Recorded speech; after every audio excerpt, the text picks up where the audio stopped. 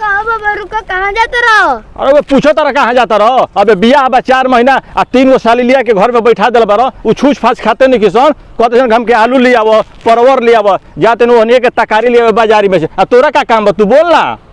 हमारे बिया के कार्ड छपवा लिया वो। तो दे पैसा लो दो। कहाँ छपाइब रे? गोलापुर। ठीक बा, हम छपवा के लिए तू जो, हम कल छपवा के लिए तब जो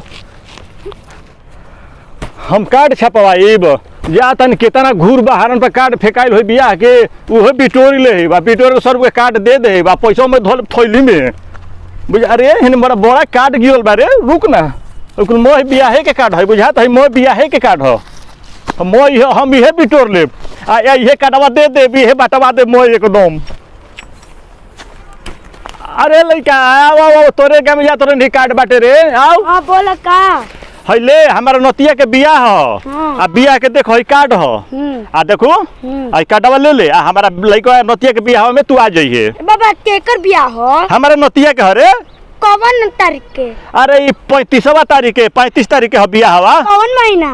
15वां महीना में। ए बाबा 35 तारीख होला, अरे 15 महीना होला। अरे 2021 में न। हाँ। इ नयका कैलेंडरवा में आइल बा 35 तारीख आ 15वां महीना में आइल बा। आ सुनू देखू आ बियाह में है न।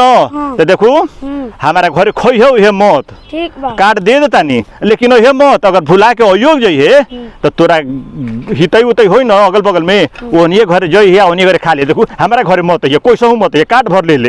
ए बाबा हाँ, हम ना तारे घरे जात रहनी। अरे हमारा घर का जीबे रे, हमारा घर केहू नहीं खे, सब कोई चल गई हिते में बियाह पर गई बजन ले। हमारा घर केहू नहीं, हम अकेले ही बानी। तू तो गाँव ले लोकबे तो खाना खा के पानी पी के लोकबे न। हाँ हाँ बाबा। हाँ आ ना खोलो कबे न, हम जाने तोर पियास भूख ना लगला, ना खोलो कबे न तो तोरा बटालाव में बा पानी हइले पी ले। आ तोरा झोरो में न हई बा हइले खा लिए आ पी लिए, जो खा लिए आ पी लिए। हमारे का ना हमारे के क्या होता ला? तो का हो गइल बारे? आ सुनो हाँ अबे टाइम बा गाँव जाए के। अबे किरिन तनकी डूबता। अबे 8 बजे रात ले बस बिया, तू गाँव में चल जीबे, हमारे घरे का जइबे? तू चल जो अपने गाँव में। अबे टाइम बा ढेर, चल जो। ए बाबा तू तो हमरा के अपने घरे ले नहीं खजात हइला बिस्कुटावा आ कुरकुरावा लेके जाके घरे लेकन में बांट दी हो। ए बाबा हमें को चीज कही कहू रे बच्चो बोलू। तू ना हमरा के ना बड़ा कंजूस और कमीना लागत लो। तो तू जा अपना गाँव में चल जा, जा जल्दी भागो। तो हमरा के कंजूस कमीना कहता रे, हई तोरा लइकन के हम ना खियाई। देख मैं अपन ही जाके खा जाते लुका के कि नाही देखी है। ए मर्द हम बुढ़ावा के देले रहनी लेकिन के कुरकुरा बिस्कुट देवे के ई देले हो कि ना। चल ना रो तो हम अपन गांव में जातो नहीं, बस में बैठम तो हाली पहुंच जाए।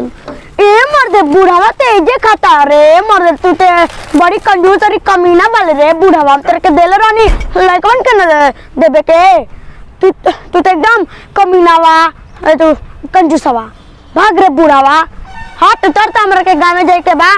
कमीनावा मैं खा ले लॉस लेकिन के बाटे के देले रहनी न तोरा के। हमके कंजूस कमीना कहता रे न। हाँ। तो तू देखिए अबे बाद हम तोरा के देखावतन।